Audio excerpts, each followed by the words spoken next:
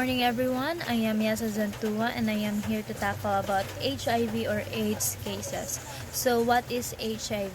HIV is human immunodeficiency virus. It's a global public health concern that affects of millions of people across various demographics. It is a virus that attacks the immune system, specifically the CD4 cells or T cells, which are vital in fighting off infection. Untreated HIV can lead to AIDS, a more severe condition that makes the body susceptible to opportunistic infection and certain cancers. In this report, we aim to explore the prevalence, causes, transmission, and impact of HIV cases, particularly focusing on how it affects individuals and communities. This will include an overview of current statistics, modes of transmission, prevention strategies, and advancement in treatment options. The report also emphasizes the importance of raising awareness, reducing stigma, and fostering a supportive environment for those living with HIV. This information is essential for students to better understand the medical, social, and ethical dimension of HIV, enabling them to contribute to awareness, compassion, and potential solution with their communities. So good morning ma'am, and my topic is HIV or AIDS. So first is what is HIV. So for me HIV is a virus that attacks body immune system, and if di siya ma-threaten is mahimo siyang AIDS. Then the final stage is HIV infection. So ang HIV is makatang siya through blood or semen during sex. So how to treatment HIV or AIDS? HIV is treated with antiretroviral therapy. So para ang virus is di ma-spread, kay ang HIV is no cure. So ang art is makatabang siya nga di ma-spread ang virus, and to make ang tao is mabuhi og ganang dugay. So that's it. Okay, good evening everyone. So I am here to talk about to discuss about the HIV issues and problems. So here are the things of HIV. Second, limited access to treatment.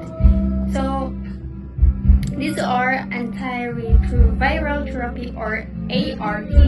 It's highly effective in managing HIV, but access to these drugs is still limited in low income and resource constrained countries, and also high treatment costs in educated healthcare infrastructure and stockouts of medication pose significant barriers. So third, prevention challenges. So many people at risk of HIV lack access to preventive measures such as condoms, pre-exposure or prophylaxis, or PrEP, or sterile needles. So number 4, late diagnosis. So many people living with HIV are diagnosed and often after significant damage to their immune system has occurred. This delays treatment and increases the risk of transmission and worsens long-term health outcomes. So number 5, high rates of new infections. So despite prevention efforts, there are still 1.2 million new HIV infections annually worldwide as of 2022. So young people, particularly in sub-Saharan Africa, are disproportionately affected due to limited education and access to services. So vulnerability to opportunistic infections like tuberculosis, TB, and hepatitis. Co-infections are a leading cause of death among people living with HIV, especially in low-resource settings. That's all. Thank you. That's all. Alright, guys. development, there is still no effective vaccine for HIV despite decades of research. This makes prevention heavily reliant on behavioral and medical intervention.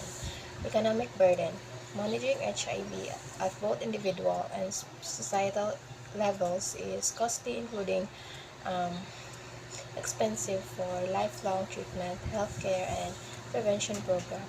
Low-income individuals and countries often struggle to sustain funding for comprehensive HIV care.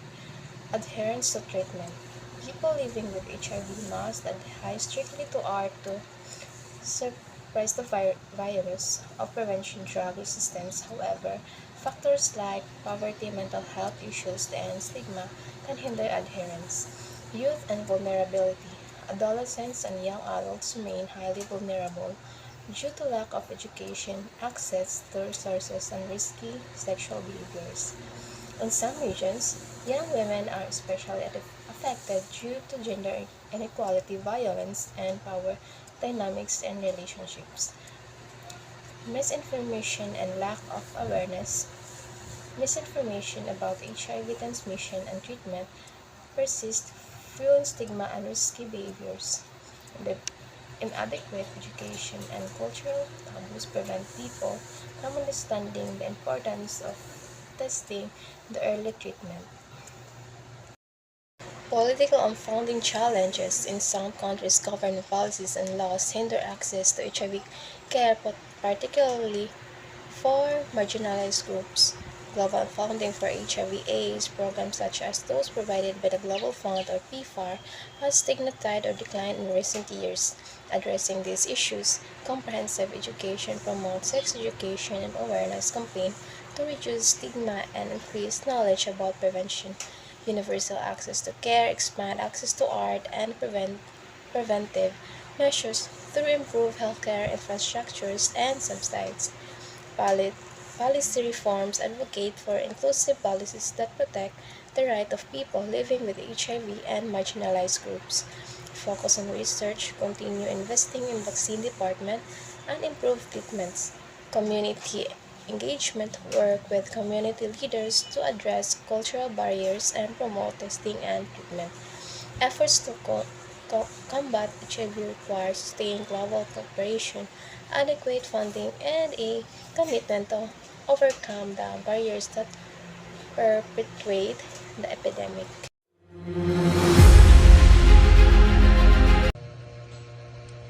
The impact on citizens and economy can vary greatly depending on the context you're referring to, such as policy changes, economic crisis, technological advancement, or global events like pandemics. The impact on citizens. Quality life changes in economic policies such as tax hikes or welfare cuts can directly affect citizens. Disposable income and living standard. On the other hand, investments in health care, education, and public services can improve quality of life. Economic growth often leads to job creation, while recessions can result in layoff, reduced wage, and job insecurities. Citizens might also face challenges in upskilling for new types of employment as industries evolve. Public programs like unemployment benefits or healthcare can be a lifeline for citizens during time of economic hardship or personal crisis. Conversely, cuts to this program can result in increased poverty and inequality.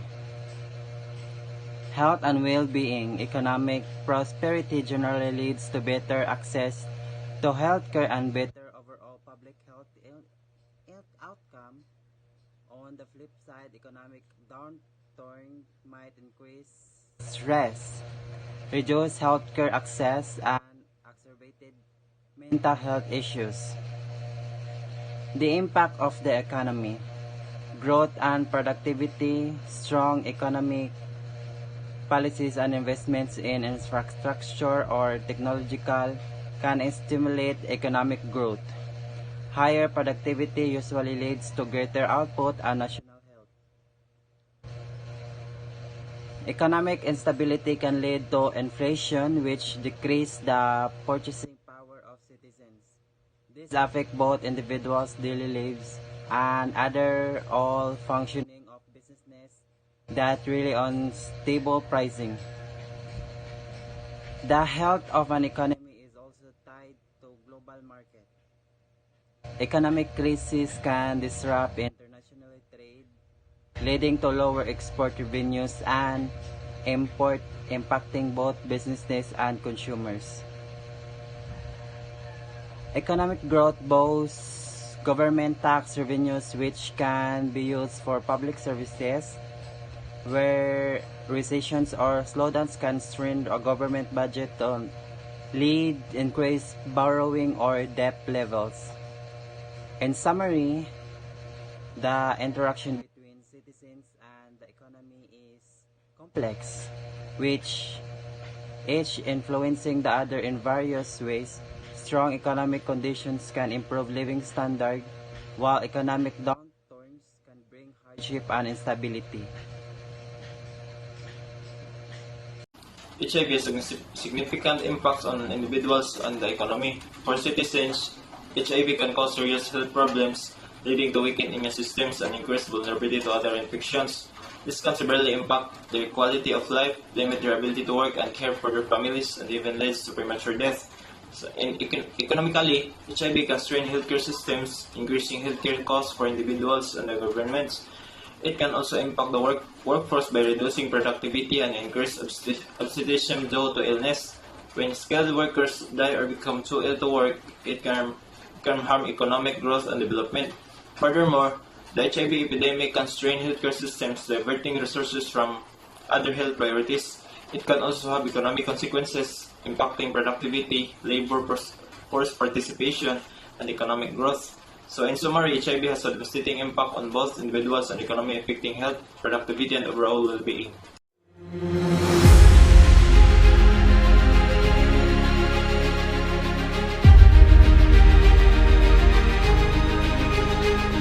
What are the possible solutions for HIV/AIDS? First is the antiretroviral therapy or ART. ART is a combination of medication that suppresses the HIV virus, preventing it from replicating and damaging the immune system.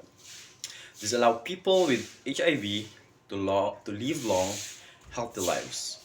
ART has been incredibly successful in reducing HIV-related deaths and illnesses. When taken consistently, as prescribed, ART can achieve undetectable viral loads, meaning the virus is at such low levels it can be measured in the blood. The benefits of ART is undetectable viral loads significantly reduces the risk of transmitting HIV to others and allows individuals to live healthier lives. Pre-exposure prophylaxis, also known as PrEP. PrEP is a daily pills that can be taken by individuals who are high at risk by contracting HIV. It helps prevent HIV infection by blocking the virus from entering cells. PrEP is highly effective in preventing HIV infection when taken consistently as prescribed. Post-exposure prophylaxis or PEP. How it works? PEP is a short-term course of antiretroviral medication taken after potential exposure to HIV. It can help prevent infection if started within 72 hours of exposure. Effectiveness: PEP is most effective when started as soon as possible after exposure. Ongoing research for a cure. Focus areas. Researchers are actively working on developing a cure for HIV/AIDS, focusing on strategies such as shock and kill. This approach aims to flush out HIV from its hiding places in the body. So good day to each and everyone.